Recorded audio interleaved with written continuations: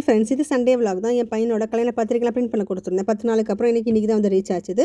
So எல்லாமே ஒரு list போட்டு வச்சுருந்தோம். யார் யாரெல்லாம் கூப்பிடணும், யார் யாருக்கெல்லாம் வந்துட்டு பத்திரிக்கை அனுப்பணும், யார் யாருக்கு நேராகவும் போய் கொடுக்கணும். இந்த மாதிரி நமக்கு நிறையா இருக்குல்ல, இம்பார்ட்டண்ட் ரிலேட்டிவ்ஸுக்கெல்லாம் நேராக போய் கொடுக்கணும் மாதிரி இருக்கும் இல்லையா. ஸோ அந்த மாதிரி எல்லாமே நாங்கள் லிஸ்ட் எடுத்து வச்சுருந்தோம். ஸோ அதுக்கு முன்னாடியே ப்ரிப்பேர் பண்ணி எல்லாத்துக்கும் நம்ம வந்துட்டு ரிசர்வ்லாம் பண்ணி வச்சுக்கணும் அப்படின்னு சொல்லிட்டு எல்லாம் எடுத்து வச்சுருந்தேன் நான். நமக்கு கல்யாணம் அப்படின்னாலே இவ்வளோ தான் வேலை முடிஞ்சு போச்சு, இவ்வளோ தான் செலவு, நம்ம சொல்லவே முடியாது. தொட்டு ஏதாவது வந்துகிட்டே தான் இருக்கும். ஸோ அது எப்படி நம்ம ப்ரிப்பேராக இருந்துக்கணும். ஸோ இன்றைக்கி சண்டே அப்படிங்கிறனால நிறைய பேரை கவரப் பண்ணலாம், வந்து கிட்டக்க இருக்கிறவங்க எல்லோரும் கொடுத்துட்டு வந்துடலாம் அப்படின்னு சொல்லிட்டு இன்றைக்கி நாங்கள் லஞ்ச் மட்டும் நான் முடிச்சுட்டு கிளம்பியாச்சு. ஸோ டின்னர் வீட்டுக்கு வரது கிட்டத்தட்ட ஒரு 8 மணி.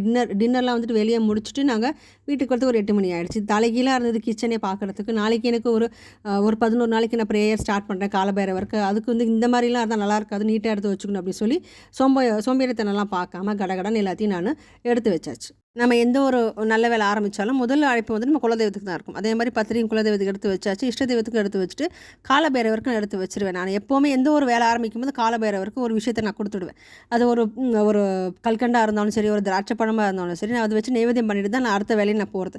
ஏன்னா எனக்கு ஒரு மிகப்பெரிய ஒரு நம்பிக்கை, முக்காலமும் வந்துட்டு நமக்கு ஏற்படக்கூடிய தடைகளை எல்லாமே வந்து நிவர்த்தி பண்ணக்கூடிய ஒரு சக்தி வந்து காலபைரவருக்கு உண்டு அப்படின்னு மனசார நம்பி, அது வந்து என் வாழ்க்கையில் நிறைய நடந்ததுனாலே நான் வந்து காலபைரவரை வந்து மனசார உணர்ந்து தான் நான் ஒவ்வொரு வேலையும் நான் பண்ணுறது. நாளைக்கும் வந்து ஒரு 11 நாளைக்கு இந்த கல்யாணம் வந்து பிரச்சனை இல்லாமல் நல்லபடியாக நடக்கட்டும். ஏன்னா சில பல காரணங்கள் இருக்குது பிரச்சனை வரத்துக்கு. ஸோ அதில் வரக்கூடாது அந்த மாதிரி அப்படின்னு சொல்லிட்டு தான் நான் வந்து 11 நாளைக்கு காலபைரவருக்கு நமக்கு இந்த பிரம்ம முகூர்த்தத்தில் வந்துட்டு நம்ம விளக்கு ஏற்றணும், சகப்பத்திரியில் ஏற்றணும் அப்படின்னா கண்டிப்பாக நினச்சது நல்லபடியாகவே நடக்கும். ஸோ அது வந்து நான் நாளைக்குலேருந்து ஸ்டார்ட் பண்ணனால தான் இன்றைக்கி இவ்வளோ வந்து எடுத்து போட்டு வேலையெல்லாம் செஞ்சு இன்றைக்கி சோம்பேறித்தனை பார்க்க முடிச்சிருவோம் அப்படின்னு சொல்லிட்டு.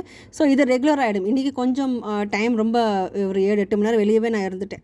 ஸோ அதனால் இவ்வளோ வேலை பெண்டிங் ஆகி போடுச்சு. எவ்வளோ டெய்லிலாம் வந்துட்டு இவ்வளோ வேலையெல்லாம் வந்துட்டு கிடையாது எனக்கு. ஸோ இன்றைக்கி கொஞ்சம் பெண்டிங் ஆகிடுச்சுன்னு சொல்லிட்டு எல்லாத்தையும் எடுத்து முடிச்சிட்டோம். அப்படின்னா காலை விளக்கு ஏற்றுறது ஏன்னா 3:30 மணிக்கு ஏற்றணும்னா இதெல்லாம் வந்து க்ளீன் பண்ணிட்டு இருக்க முடியாது. ஸோ எல்லாத்தையும் நம்ம எடுத்து வச்சிட்டோம்னா நீட் ஆகிடும் அப்படின்னு சொல்லி தான் இன்றைக்கி வேலையை பண்ணிடுறது. அவ்வளோதான், கிச்சனில் எல்லாம் க்ளீனாக எடுத்து வச்சாச்சு. இது ஒரு முடிக்கிறதுக்கே ஒரு 11:30 மணிக்கு போல் ஆகிடுச்சு. ஸோ அவ்வளோதான், என்னோடய கிச்சன் க்ளீனிங் ஒர்க் முடிஞ்சு போச்சுது. என் வீடியோ உங்களுக்கு பிடிச்சிருந்தது அப்படின்னா please like and subscribe. Thank you.